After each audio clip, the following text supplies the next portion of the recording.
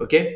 Maintenant, les documents officieux qui accélèrent l'acceptation. Ça, c'est vraiment ce qu'on a constaté. Voilà. Quand on pilotait la totalité du réseau, vous avez l'ensemble du réseau sur, voilà, sur les 150 crèches qui étaient réparties sur quasiment presque tous les départements, tous les départements de France quand j'étais à la tête du réseau.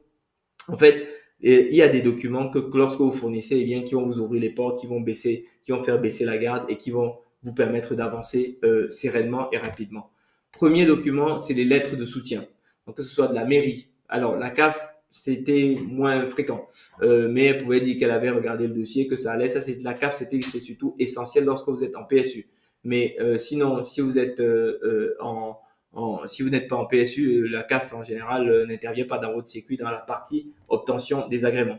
Mais par contre, la mairie, désormais d'ailleurs, elle intervient dès le début, donc ça c'est systématique. Sauf que donc ça va être très important. Donc c'est même plus, c'est désormais entre temps, il faut que je mette à jour cette slide parce que la mairie est désormais d'ailleurs un document important sans lequel la PMI n'examine même pas le dossier.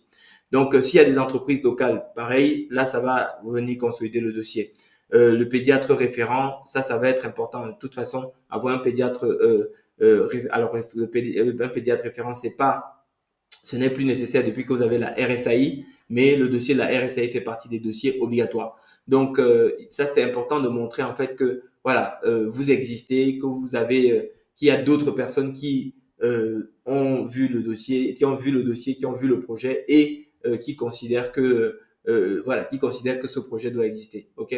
Et ça, c'est vraiment, voilà, ça a vraiment du poids auprès de la PMI.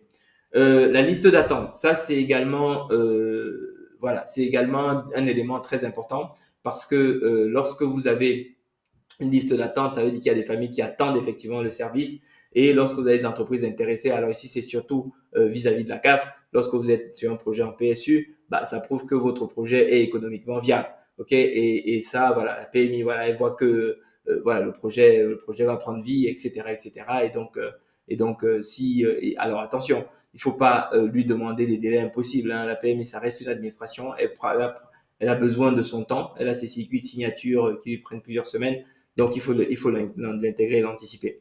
Lorsque vous êtes en phase projet, très important, vous n'avez pas encore vous n'avez pas encore le local qui est fini, etc. Des visuels, par exemple, des visuels de l'aménagement futur. Si c'est des visuels 3D qui sont bien faits, c'est encore mieux. Vous voyez, ça rassure sur la compréhension des normes, ça donne une vision plus claire sur votre projet. La PMI valide plus vite ce qu'elle voit déjà mentalement. Vous voyez, voilà, c'est concret pour elle, etc. Attention.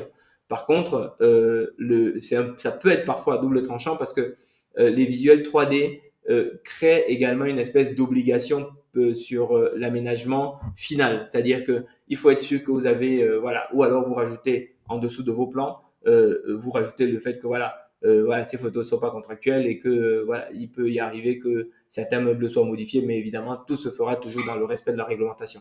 Donc, très, très important, en tout cas, de pouvoir permettre, plus vous pouvez permettre aux gens de se projeter, plus les gens vont acheter votre projet. OK?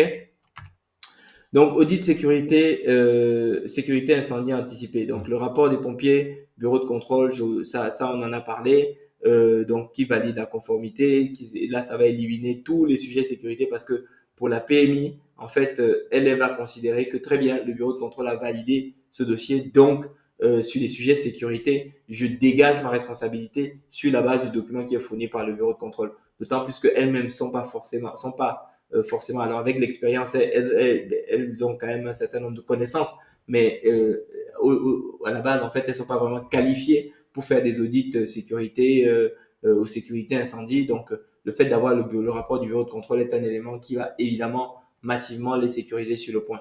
Évidemment, inutile de vous préciser qu'il faut que ce rapport soit vierge de toute, de toute réserve, que toutes les réserves soient levées, parce que plus il y a des réserves, enfin s'il y a une seule réserve, elle va pas vous donner l'ouverture, parce que ça voudra dire que elle a laissé ouvrir votre établissement alors même que votre établissement présentait des risques pour la sécurité et que c'était consigné dans un rapport. Donc c'est sûr qu'elle va pas vous laisser ouvrir. Donc vous vous assurez d'abord de lever toutes les réserves, de faire tamponner la levée de réserve par le bureau de contrôle avant de soumettre le rapport du bureau de contrôle à la PMI. Faut faire pour maximiser les chances d'avoir un oui de la part de la PMI. C'est un peu le retour de notre expérience, en tout cas de l'expérience que j'ai passé ces dernières années à développer ce réseau de spécialistes de microcrèches. Et voilà, l'idée c'est de vous partager un peu tout ce que j'en ai appris de manière à ce que vous puissiez aller le plus vite possible, que vous soyez juste dès le premier coup, et puis surtout que vous arrachiez pas les cheveux là-dessus et que vous fassiez pas les mêmes erreurs que j'ai pu faire. J'espère que ça vous éclaire, et puis je donne rendez-vous au prochain module dans lequel on va voir maintenant, eh bien, concrètement, comment est-ce que vous allez construire une offre qui va maintenant remplir votre crèche de façon à assurer la pérennité de votre établissement et en tirer les revenus que vous êtes véritablement en droit d'en espérer. Allez, je vous dis à tout de suite dans l'autre module. Merci.